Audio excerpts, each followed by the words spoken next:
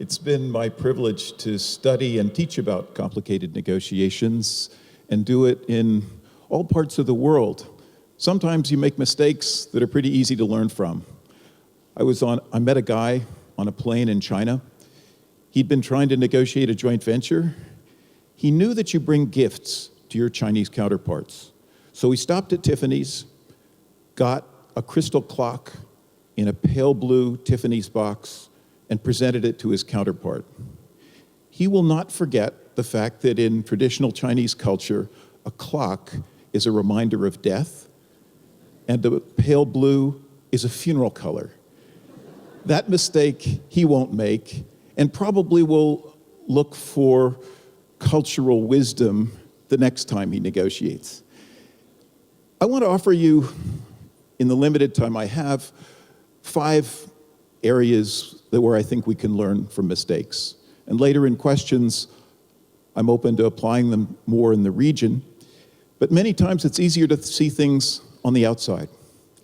So my first observation is that, as Professor Kahneman said, it's often really hard to learn from your mistakes, and sometimes you don't even know you've made them.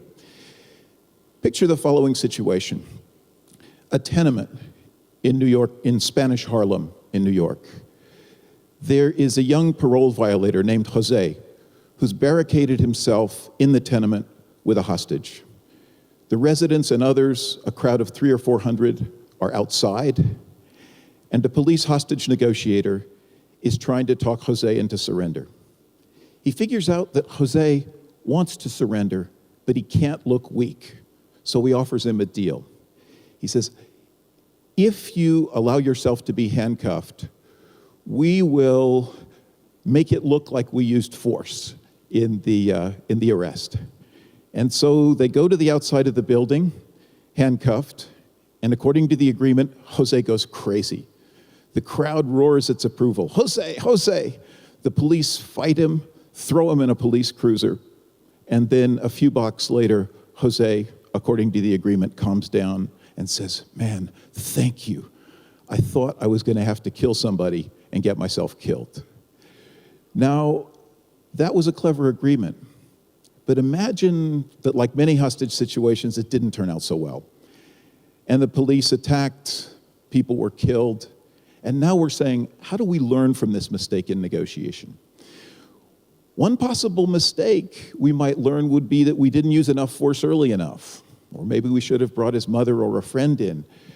But those would not be really the right lessons to draw. It's often hard to draw lessons from negotiations or from what seem like mistakes. A class of mistakes, though, that is very common in negotiation is focusing on the other side's positions and their demands rather than probing for a deeper set of interests. Let me give you a simple example and then a much more complex one. 2 sisters quarreling over an orange. Each one has a firm position. I want 3/4 of the orange. And yet, there's only one orange, and the positions are incompatible. But if you probe, and you find that one of the 2 sisters is really hungry, the other one needs flavoring for a gourmet recipe, easy problem. Peel the orange, give the flavoring to the one who needs it for the recipe, give the fruit to the one who's hungry. Much better solution. Probe behind incompatible positions and find interests that can be part of a solution. My colleague and friend Graham Allison, in looking at the Cuban Missile Crisis, saw, in many respects, a slow motion version of what's happening in Iran. When the Soviets put missiles into Cuba and Kennedy discovered it, the positions were stark and incompatible. Kennedy said, take them out. Khrushchev said, no. Kennedy was presented with a tough ultimatum, either acquiesce in nuclear missiles in Cuba or attack, which he gave 1 in 3 or 1 in 2 odds that up to 100 million Americans and a similar number of Russians could be the casualties of an attack. So how did he figure a resolution? Ultimately, it had 3 components. A pledge not to invade Cuba if the Soviets withdrew the missiles, a private ultimatum, and a tacit agreement to remove some missiles later, US missiles later from Turkey. Now again, moving beyond those incompatible positions, probing for interests, is something that's of great value. We often miss, in another class of negotiation mistakes, we focus on the actions at the table between the parties, the so-called external negotiations. And yet frequently, the biggest challenge is on the internal side, the negotiations behind the table on each side.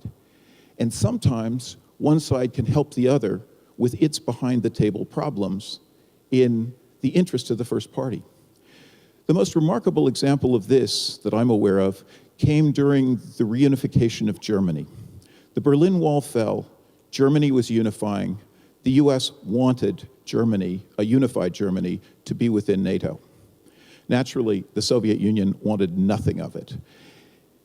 Gorbachev was persuaded ultimately that this was an okay outcome, but faced tremendous internal challenges. The KGB, the Politburo, conservative military, the public, all thought this was a bad idea. And so the first President Bush, Jim Baker, Dennis Ross, focused on how they could help Gorbachev with his internal problems. And they took 4 very interesting steps.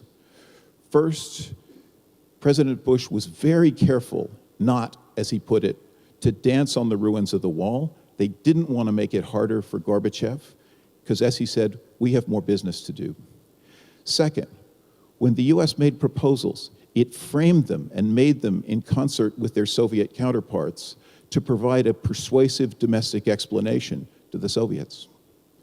Third, when the foreign minister of the Soviet Union, Eduard Shevardnadze, late in the game, seemed to backtrack and made a very tough, hardline statement, Jim Baker didn't escalate.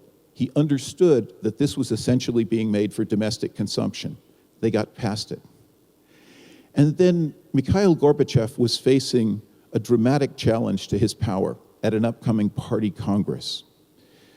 Bush and Baker orchestrated a prior NATO summit at which they put together a declaration. The declaration they actually shared privately in advance with the foreign minister of the Soviet Union, so he could use it as ammunition against Gorbachev's hardline critics. And ultimately, as Shevardnadze put it, it was like heaven and earth. It made all the difference. Now, these moves to help the other side with its behind-the-table problems were not made out of altruism, but actually in American interest. Too frequently, we forget about the interests on the other sides of the table instead of focusing on the negotiation just at the table.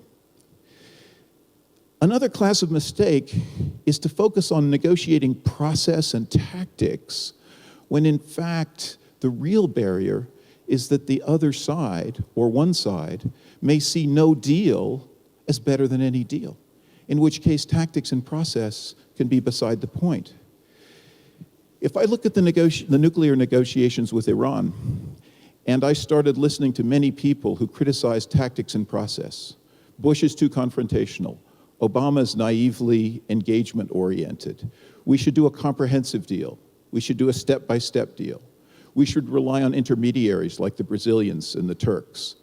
Lots and lots of process suggestions when the hardline regime in Tehran, if its objective is nuclear weapons, and it expects that the negotiations going on and on will eventually, sooner or later, generate that desired outcome, then that no-deal option and changing it needs to be more the focus than negotiating process.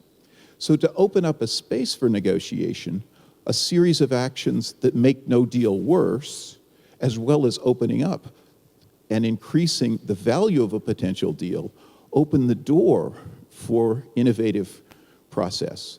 Whereas if there's no zone of agreement, process can be beside the point. I would note a final mistake that people often make in negotiation.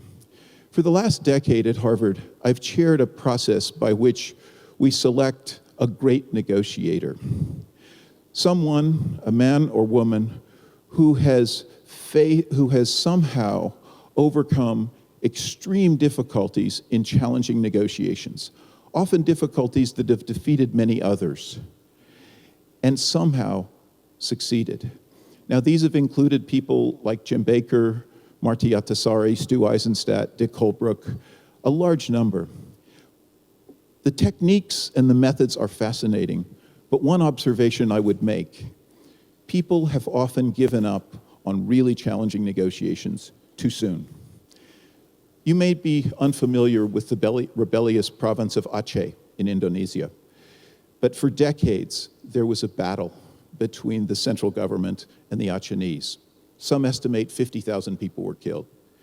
Despite endless attempts at mediation and negotiation, it wasn't until the former president of Finland, Martti Ahtisaari, got involved in 2005 when he finally put together a result that's largely held.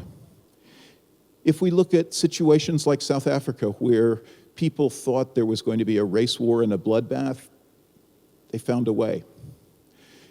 If you look at Bosnia, the parade of mediators and negotiators, from Cy Vance to David Owen to Stoltenberg, until both the situation and a Dick Holbrook led the process to the Dayton Accords, many people thought it wasn't solvable.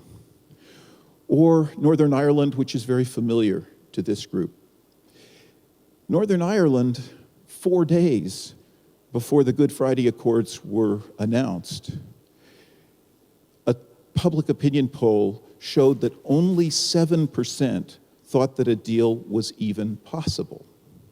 Once the deal happened, maybe over-optimism took over, because several months later, the worst bombing in 30 years of the Troubles took place.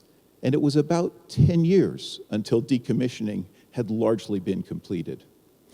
In short, it's easy to make mistakes in negotiation, but by probing for deeper interests, focusing on negotiations behind the table as well as across the table, asking about no deal, and not giving up too soon on really challenging negotiations, you've got a better shot at avoiding them. Thank you very much.